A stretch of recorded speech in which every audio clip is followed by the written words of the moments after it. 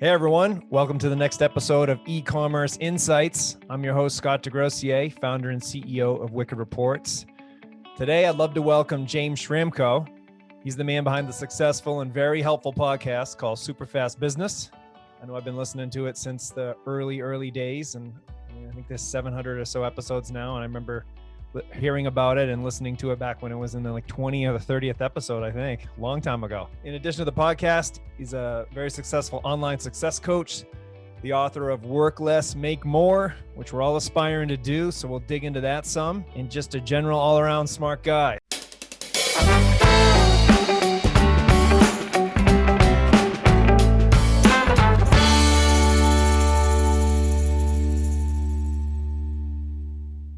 So welcome to the podcast, James. Thank you, Scott. And it's lovely to hear someone who's listened to such a back catalogue of SuperFast Business. There's a handful out there who tell me they've listened to every episode, which I think's amazing. Yeah, that is. And I noticed that with your podcast, I've engaged a couple, I know that they work because I had engaged a couple of the people on the podcast, in particular, Charlie Valor, who produces this podcast, was from following along with your podcast. So, I know they work. They've generated business for people, some of your guests. So I can speak to that. Well, I know they work because I'm using Wicked Reports. Of course. When I was doing research, I've known you for a while now, but I really liked how you laid out your about page. It was a really cool, evolution of that. How many iterations did that take to get that just so? I really loved it. That was really one iteration. Actually, I have to credit Greg Merrilees from StudioOneDesign.com for that. It came as part of a website redesign.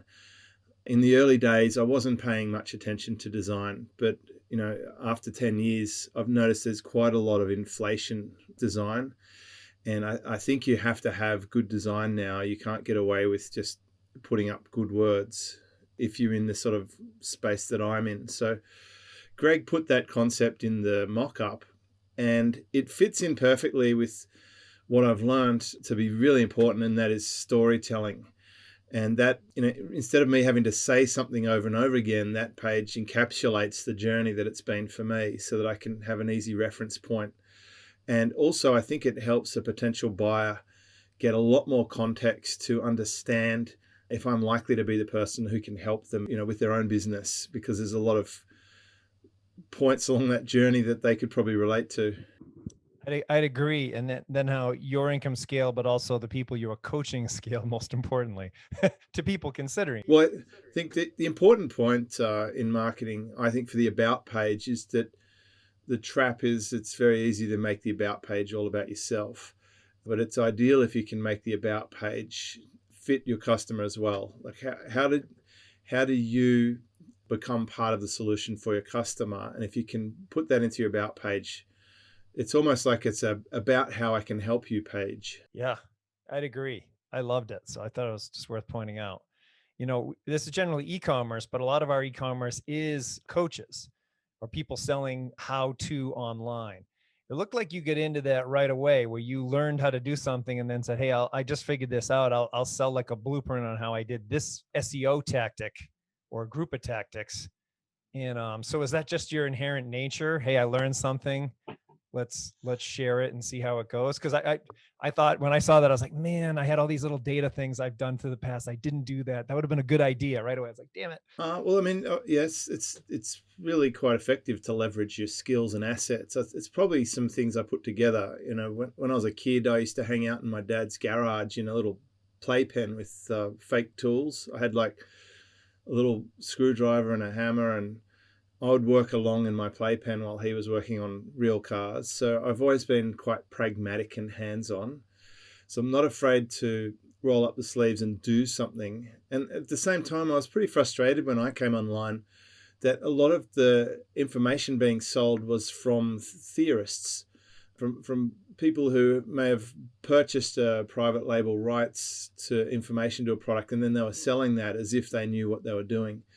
So it bothered me that people lacked integrity. And so it was just if you combine being a pragmatist with the common sense of utilizing your resources and your existing assets to deploy them to harness the value from them. Plus, you combine that with the fact that there's an audience out there of people who are just like you were before you were able to solve the problem. That was my easy first step to actually succeed online. I made a few challenging mistakes in the beginning, as we all do, but my biggest success by far in the beginning was promoting software as an affiliate, and having just been that customer and going through the learning curve and being challenged by trying to solve my problem, it put me in a great position to solve it for other people. And I've continued to do that. And one of the big decisions I made as a coach is, do I keep serving that beginner market, or do I move through with my customers? And I made the choice to move through with my customers. So, as something comes out or something I'm testing or learning, I'll be hands into it and trying it and then reporting on it. And I think the reporting style of teaching is quite good. So coaches often talk about mindset, and I noticed that a lot of your some of your guests, they're wide ranging now. It's not just, hey, here's an online traffic specific technique. I mean, those things are in there, but there's a blend. And that seems like it's somewhat newer. It's more like the last year and a half, so more focus on that area. Maybe it's been a long time focus for you. It's just what maybe it's just what I picked up from being in the audience. Now, how did that come about? Because I had theories about how or why, but what made you start saying, hey, there's a lot more to entrepreneurship than just trying to get someone to buy? I think one of the pivot points of when it became obvious to me is when I did an ask survey for my audience years back. And it helped me pull out the challenges people were having. And I realized that a lot of people have not got the bases covered, especially when it comes to self-effectiveness. And I do believe the business is an articulation of how stable and effective the operator is. So that's now become fully a quarter of the program is self-effectiveness. Another part of that is team and scaling. And again, it was kind of blind to me, but I was very strong with team and good with team. A lot of leaders who are growing their businesses are not comfortable with team. And leadership is, I think, quite a personal skill. It requires high EQ. It needs patience. It needs understanding. You need to take responsibility. So the other thing is that as I get older, I'm finding that my physical needs change as I'm getting more into sport, surfing, for example, as I do work a lot less than I used to, and I want to focus more on longevity. Finding that taking steps to help my body is also got a real effect with my ability to work effectively when I do actually work. So I brought in those people who have been helping me to share their message. And what I don't want is a podcast that is just like everyone else's podcast. I didn't want to just interview popular business authors or famous people. I wanted to bring solutions to my audience, even if the guest is not famous, which is often the case on my show. And I bring them back many, many times, as you've probably observed. Yes, I have. And I agree. When you see that they're talking about a solution that you haven't heard related to a pain point you have, then you want to know about it. It's as simple as that. So the business has scaled a lot from when you started a podcast and, had some online training. How much of that was the upfront vision and planning process? And like, what do you go through? What is your process too on that? It's more vision than planning these days. But if you were to go back 10 or 20 years, I did a lot of planning. I sit down and write it all down. And I do a lot of thinking these days of what I want. So I actually did this process yesterday. So the timing's good on this. I usually sit down with some pads, different colored pads and some pens, and I just write down things that are on my mind. And I think about what my business looks like, and I'm really trying to find the leverage in it. Like, which bits are working particularly well? Where am I going to find leverage in certain parts of the business? And importantly, which things should I stop doing and focus less on that I've tried, run, and particular to your application is, what have I been tracking that's not proving out that I can just safely drop and have no impact whatsoever. So in the early days of my online business, I scaled pretty quickly. As soon as I quit my job, I started hitting, the first month out, I hit 6 figures a month. And I've never not had a 6-figure a month rolling average. So I scaled quickly, but my business model was more complicated back then. I had up to, I think, 10 or 11 different profit drivers for my business. Some of them were a little less secure than others, and we'll probably get into that. I'm sure you're going to ask me about that. And over time, I adapted my business model to become simpler. I even built a few service businesses, which I sold in the middle. So the biggest revenue I had was just a few years ago when I had all those business units. But since selling them, I've actually now, as of just checking my end of year numbers from the, not the financial year in Australia, but the calendar year, we had a very, very strong 2020. I'd say we're all-time profit levels and almost back to my all-time revenue high without we used to have 65 people in my business, and now we've got about 7. So without the big infrastructure and cost base, and without the complexity. So each year, I guess my role is to simplify things. And I've made a definite decision. You said something earlier on in this podcast, which I thought was interesting. You said everyone wants to work less and make more, but I would say that's probably not the case. Some people just want to work, and whether they're escaping a spouse they're not happy with, or whether they didn't get enough cuddles from their father when they grew up or something, I think some people really feel the most comfortable when they're hustling and grinding. But for me, that's not the case. I'm feeling the most comfortable when I'm enjoying life, when I'm having moments that I don't feel I need to Instagram, when I can purchase a property and not need to do a video tour of it on Facebook. For me, that's actually living. And the priority has been to get the most leverage possible from my business and to have a safe and secure business and to build financial wealth without becoming a slave to the business and doing things I don't want to do. That's what I want to avoid. I want less compromise. Yeah, that's powerful. Thank you. So in that vision of, okay, I want things simpler, do you just start working out scenarios in your mind around your different product lines? And it all fits on a page. I've got the page here somewhere, actually. I'll get it for reference because it's probably quite telling. So on this one page that I've got my reminder here. It's 64-4, which is the 80-20 of the 20% of the 80-20, right? It's just like the few things that actually matter. That's what this page is about. But I just want to map out my business units because I've got a few different product ranges, but they pretty much fit together these days. I want integration. So the easy way to describe that is I've diversified within a similar market sector. But I'm quite protected because I'm operating globally and I'm working in multiple markets and I'm working at multiple price points within that market. So I have a good range of products, but I'm not split across the board in completely random business units. And an increasing part of my business is helping other businesses. I've got a portfolio now of other businesses that I help, and I grow their business as a partner, kind of like a silent partner. And that's been so strong. I knew a few years back that my business model would move that way. And then I proved the model.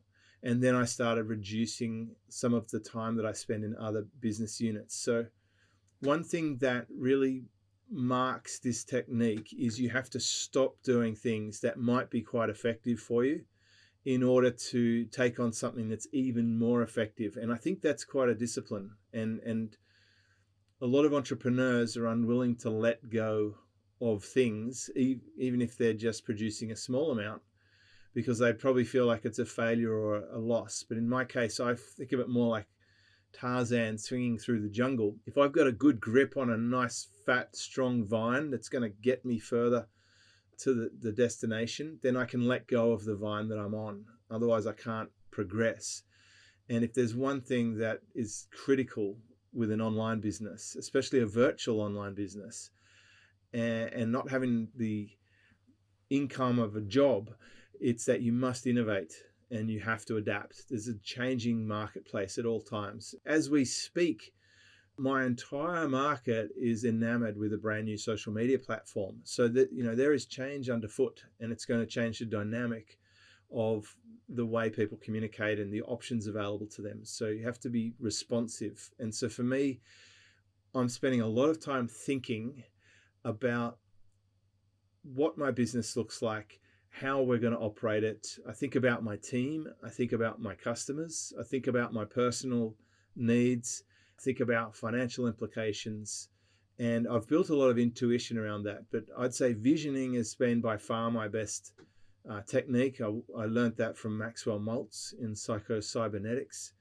But for most people, just having time and space away from the noise is when reality sets in. And if you could just close your eyes and just think about what needs to happen, and then you go and implement it, then that might be all the technique you need. And you don't really need tricky planners and full-blown courses.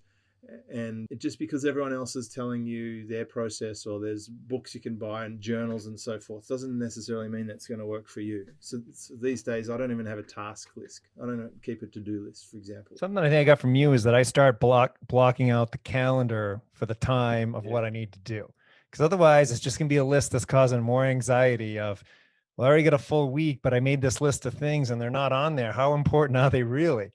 So I just started blocking them off. And I still make the list to match because I like crossing things off, but I don't have anything on the list that's not on the calendar. And then it's a lot of peace of mind, because then I start to commit to something. I look and I'll be like, hey, I don't have the time for this. Something's got to go.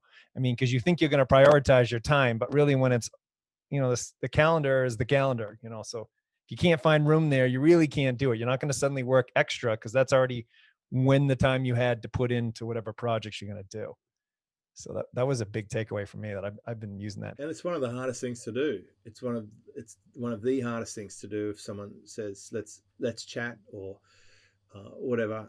And to look there, you can compromise and you can stick it in there, and it's going to cause heat with your relationship, or that you're already going to be busy by the time that time rolls around. And then the test for me is when I get to an appointment, do I pay attention to my reaction? Am I thinking, oh my God, why did I make this appointment?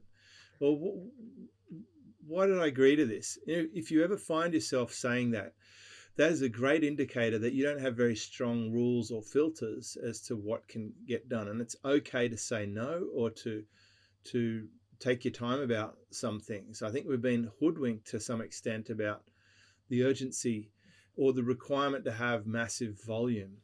You can really do so much with so little. And when I do my planning session, I do write down everything on my mind, like a brain dump. And I think about the actions that would have to happen for me to end up with the vision that I'm thinking about. And then I usually just put it to the side. And the funny thing is, I just pulled out my list from last year, and almost everything on it has been achieved, bar a few. And the few that weren't, I think only one of them was actually important. And that was just relating, like a process that needs to be done at some point. And, it actually got delayed because of the inability to travel. But that will happen again. So it got put back onto this year. But in about a year from now, I'm going to have a look at my notes and see what happened. But they have to go a bit deeper, I think, than just ink to paper. I mean, they've got to be the thought that caused you to write it down, and then it has to be important enough to make it through. And I find with having time off every single day where I'm down tools and analog time, that's when I can think. Even as something as mundane, like every day at the moment, I take my daughter to the park and she rides her bike endlessly in loops around the park. I'm finding that that's giving me good time to process and to think. And I come up with a lot of my best ideas, like almost all the famous people in the past, in my downtime. So building in more downtime, if you are a serious hardcore entrepreneur and you are having trouble justifying it, then justify it on the basis that it's research and development time? I did something along those lines where I was visioning out things that I was committing myself to do. And I was like, I should have a team doing this. I shouldn't be the blocker. And then what would they need in order for me to know that if someone's using Wicked Reports, they're getting the data analysis that I personally would give them. And then that led to a peeling back of the onion of the help docs have to be accurate. And then I have to know they're trained correctly. And then my frameworks have to hold up under any analysis by anyone. I got to hand it to someone on my team, and they go to an account and they come out with the same outputs as what I would. So it was really fun. But then I realized I had to overhaul my whole system because a lot of it was in my brain or tribal knowledge with the team. And so then I set foot to fix this. And then I was like, wait a minute, my website isn't talking to the right message, isn't attracting the right customers, which then need to be priced correctly so we can serve them correctly. And so it led to a dramatic increase in growth, but not before some hard work, which was actually still fun to do because I was like, every single piece I'm creating, I never have to do it again if I did it right. Like I'm creating a machine that other people are going to use and fulfill. Oh, so it was improving our overall entire system. So I realized that I wanted every customer to have the same experience as if I was analyzing their data. And so to do that, I needed an airtight framework that anyone on my team could follow. Well, to do that, they needed to understand some of the philosophies. And I set up Trainual with training. And then whenever they had a question, the help doc should be airtight. So there should never be, oh, that help doc, you don't really want to trust that one. Or, oh, this help doc says one thing and the other one says another. We had some of that. So, it was this whole overhaul of systems and processes.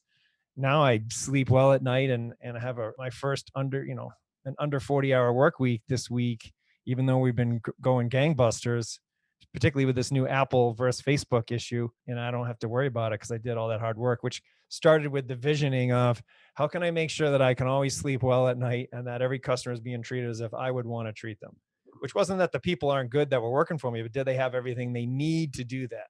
And they didn't. So, that was on me to fix that. It's a great relief to have it. Are you aware? Have you seen this Apple Facebook thing that's going on here? The battle here about the right to track? I've heard about it and I've heard warnings about it for years, and it hasn't really concerned me that much because I haven't been using a lot of paid traffic in my business model up until very recently, actually, only because I'm ready to scale. But hopefully it's not going to be too much of a drama. In fact, it could definitely play into my favor if it affects other people who have been complacent or rely too heavily upon it. Yeah, where chaos, there's always opportunity. It's going to be pretty chaotic. Absolutely. I'm sure it's chaotic and it's causing some people concern, but it's unlikely to be an issue for me. So therefore, I'll just ride through that. I'll let other people deal with the noise. And I keep an eye out for summaries of what the end result is. I'm always looking for the punchline. What does it mean to me? What does it mean for my clients? And how can I help them navigate around it? So because I coach so many people, I will usually find out about the impact of something like this fairly early because I've got a lot of people out there fielding data. I've got a lot of collection points. So I get a pretty good intuitive feel for what's happening. And if it starts to be a problem for one or two of them, then I know it's going to be a problem for a lot of them. And hopefully they're all building a database, an email database, and hopefully that email database is quite well segmented so that they can at least adjust their marketing campaigns. Yeah, you're going to need to have your own first-party data collection, which most people do. It's going to be mission critical now. If you're, trying to target people, you're going to have to already know who they are. You can't always rely on Facebook and Apple to help sort it out for you. So, among other things, it'll be a lot of excitement. It's good news for us. Their measurement's going to be completely shot. So it already was, but it kind of just lifts the veil on how inaccurate their data is. They're not even going to attempt to make it accurate. They said they're going to use sampling and delayed reporting and estimations. I mean, I already got used to how that operates. Way back in the early days of search engine optimization, you could see all the search queries that people were using to find your website, and then they started obfuscating that. It seems like you've got to come up with a way of doing business that isn't overly reliant on a trick or too much magic. And there are certainly ways that you can get advantages over your competitors. I mean, obviously, Wicked Reports is one great way that you can have way better visibility on what's happening in your business than what you could before. And then you just got to use the tools that you have to the best of your ability. I mean, Facebook as a lead source will still be great, just buying traffic, but counting on the algorithm, like you said, to magically make you money is going to be much tougher, in my Well, opinion. a lot of people are finding it's even hard just to run the ads, that they're getting stopped a lot. And depending on the market you're in, of course, they're more sensitive for some things than others. And that means, just don't rely on that. If that was your only thing, and like back in the old mission control panel of Wicked Reports, you could see the top categories of where that money's coming from, but I like to see it spread across them a little bit. Yeah, I agree. Diversification of channels. Then all of a Yeah. sudden, if something goes haywire in one, it's a Well, Jay blip. Abraham talks about that. It's like the Parthenon principle. And, you want multiple pillars, channels of income, and multiple products, multiple different access points to the market. You just don't want to be single point sensitive. So you mentioned intuition a few times. Are there, how did you develop? I mean, intuition sometimes is just, reps in the game and experience, but is there any like meditation or visualization techniques or anything else that helped enhance your intuition? It's definitely probably more likely to be the former. It's just time in. Probably on average, answer 1,000 forum posts a month for the last 11 years straight. So I have a lot of time with my customers.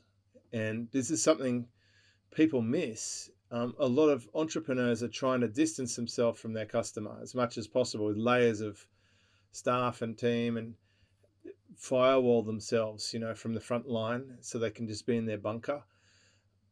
I'm spending a lot of time with my customers, so I understand what they need, and I'm understanding what their challenges are on a constant basis. And I think that really informs what has to come next. But then I balance that out with, not working too much. I'm probably up to around about a 15-hour work week these days, and I found that's kind of the perfect workload for me. It's certainly through 2020 and having a young kid, it was just right in terms of being able to navigate. I actually found in 2020 I spent a lot more time thinking about life in general, and a more complicated grenade got thrown our way than normal. And it was really the year where my customers became the most needy they've ever been. Up until then, I'd say a lot of my coaching was like an insurance policy that's there if they need it, and they're accessing it from time to time. But along comes some significant change in the marketplace, and all of a sudden my customers were just like, help. What do we do? And I was on. It was like I really had to make sure I preserved and protected my core. And so I did spend a lot of time thinking, and I'd say my surfing time is thinking time. And the answer always appears for me if I just let the pressure off it. And I think about things sort of ongoing. It might take me days or even weeks, sometimes months, to pull the trigger on a significant change, but it will have stacked up over time where I'm just thinking it through.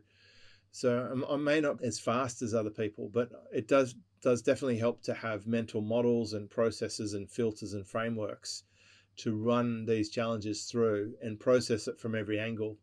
And sometimes it's as simple as a Bezos type filter. Is it a reversible decision or not?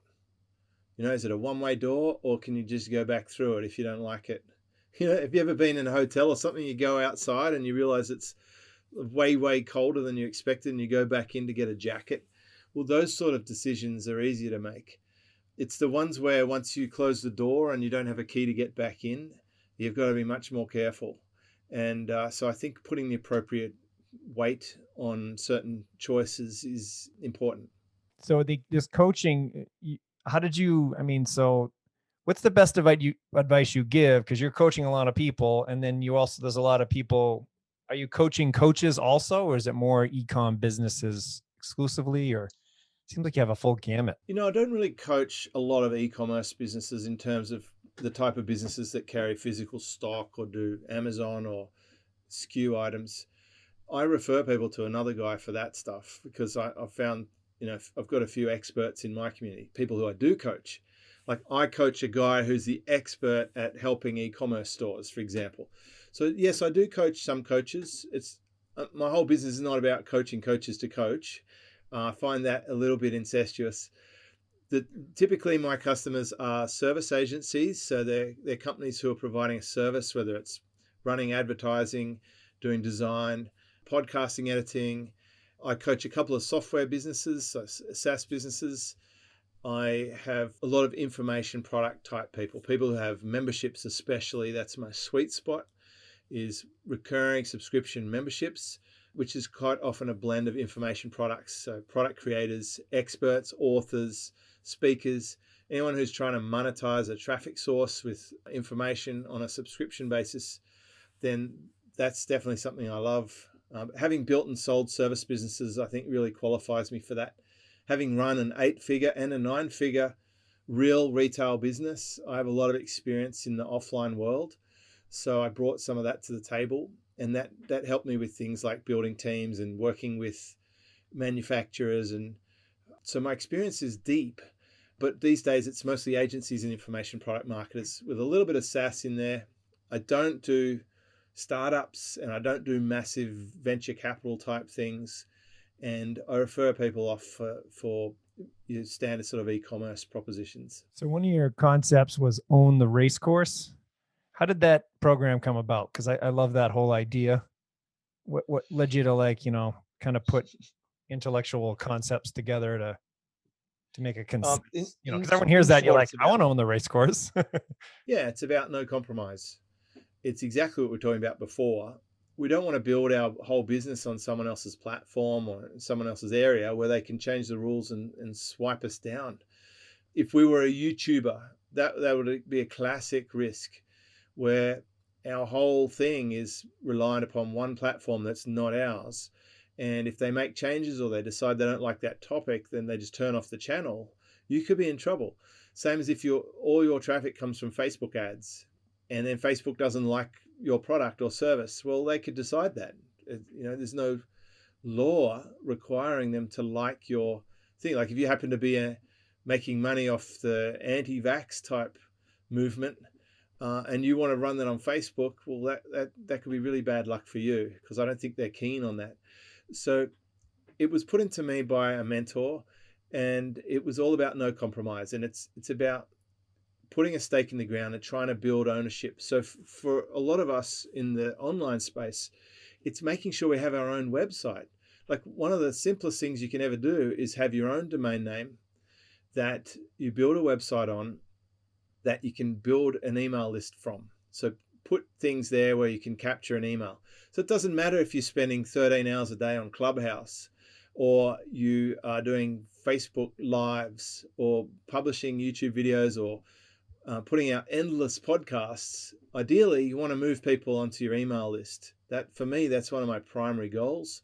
And the email list is still, in 2021, when we're recording this, email is still an absolutely critical, if not more critical, asset than just about anything else. And I think that's giving you the most possible control. I was going to ask you later on about email marketing. Let's talk about it. I mean, critical. Because with even these additional changes, it already was critical, but now I feel like your email list is your second most important asset to your customer list.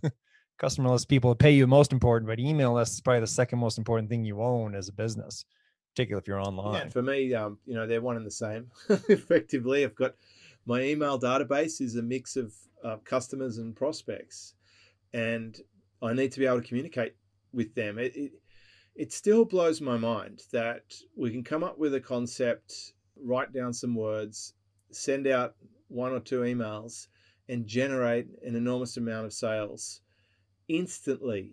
It literally is the push button riches that we all got seduced by when we thought about coming online. And I think this even relates to your original story around lobsters and database building. But to be able to have that, and when you think about it in real terms, you think about the number of prospects sitting in your database. If you were to fill a stadium with that many people, that's a lot of people that you're able to reach. That's the equivalent of going out to your local football stadium and hopping on the microphone in the middle of the stadium with all the floodlights on and being able to share your message with that whole audience. And, some of them will be distracted. Your open rates aren't 100%. Some will be on their phone or chatting to someone else, but you'll still get a good chunk of that audience and you can communicate with them. And yes, you can do other things with that audience, like load them up and build custom audiences. And there's a lot of cool things you can do with segmenting and having specific conversations with people based on behavior. But as I've discovered, and especially through using Wicked Reports, the email is such a powerful conversion channel for us. It usually ends up being at the help desk, actually. If we can get in a conversation with a prospective buyer, and solve their problem, then they become a buyer. And that is really our game these days, is to have the right person on our database and have the right communication with them at the right time. And sometimes we have to get that over the line with some extra human interaction, and we're totally fine with that. Yeah.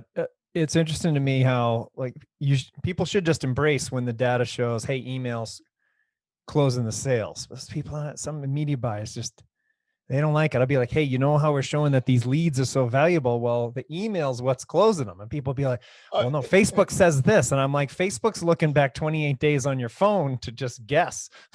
The insanity of it is companies will spend a fortune trying to get awareness with a customer and get, steal their eyeballs on a page, whether it's Facebook or a Google display network or whatever, or they spend a fortune on producing a video or publishing a podcast, and then they get the email address of a customer and then they burn them with a no reply at broadcast. It's like it's like anti-marketing. They don't want to make the sale for whatever reason. But for us, it's really the other way around. It's like we want to be in a conversation with someone who we can help. And whatever leads to that is fine. And that's what Own the Racecourse is about. I don't mind if it comes from YouTube, Facebook, Google search, a referral from Scott, doesn't matter. We get into the right conversation, we help them find the right solution. And if we're a fit, it's business. And you can build a fantastic business off a small database if it's got really good quality communication protocols and you're always there to help someone. What was the most surprising insight about your marketing analytics? Was it the help desk? Yeah, the help desk. The help desk, I have a team in the Philippines. There's half a dozen of them. They all can use the help desk. Most of them have been with me for 8 years plus. The longest one's 11 years. And they used to work in call centers for American companies like Dell or QuickBooks or GoPro, and now they work for me. So they've come from a support background. They're support people. They help people. They used to do it on the phone, and now they do it via the support desk. But with time and training, and I want to emphasize that, and you talked about that before, if you train your team to help people and you give them the right words and you work with them over time to build that sales muscle, they can become a formidable sales team. And we are very responsive in our support desk, and they're really good at understanding the customer's question and finding the right solution. And we get quite a lot of support tickets for a pretty small business that we are, and they turn into opportunities. So yes, and of course we're using the tracking variables that show us that was the thing that caused the sale to happen. That may be the last attribution, you might call that. But that point is very critical in our business. And I'd say for most businesses, if you've got a no reply at email address, you should remedy that immediately. If you don't have a proper support desk, if you're just trying to handle customer queries through email, then get a support functionality and put resource on it. I reckon we have far more resource on our support than a lot of other businesses, in a power to weight ratio. I've put in support tickets with some companies and they don't even reply back within a week. Days is even too long. In our business, it'll be hours, or quite a lot of time. Our net promoter score, the comment will be something like, "Wow, that really was super fast," and it's kind of cheesy, but I wanted to have Mercedes-Benz levels of support for our product, because the way you support your product is a massive indicator for a potential prospect. Yeah, we just invested $400K in customer success because it was that vital. And if you train them well and they're switched on, I'm predicting that'll be a good return on investment for you. Yeah. Well, it already is return on lifetime. I'll get to ski this week versus, dealing with stuff, because everyone's got what they need, to deal with whatever comes up. So it's just thrilling. This has been a great convo. What are you up to for 2021? How can people find you, and what different programs or things are you recommending people? How do they go check you out? I'd say SuperFastBusiness.com is a good starting point. And, what I'll be doing this year is more of the same. SuperFast Business membership, where I coach these people predominantly, that has had a phenomenal year. I've put more energy into that. I switched off a different program that I had to focus more on this and to focus more on my partners. And it's just booming. It's like really thriving. So that's a good place to be if you're the right kind of business. We have a chooser on our site that helps you choose which of our solutions is best. Of course, if you're not sure, you can always ask my support team and they'll gladly help. But I would say if you find that if you don't have decision-making filters, if you're working a little bit too much, or you're not sure what sort of business strategy to approach, I'd dig into Work Less, Make More. You can get the book on Amazon or Audible. I've got a little short course now, 30 days of 1 tip per day email series. So Work Less, Make More, and 30-day challenge. That's probably a great starting point. That's at superfastresults.com/30. You can type in 30 or use the word, it doesn't matter.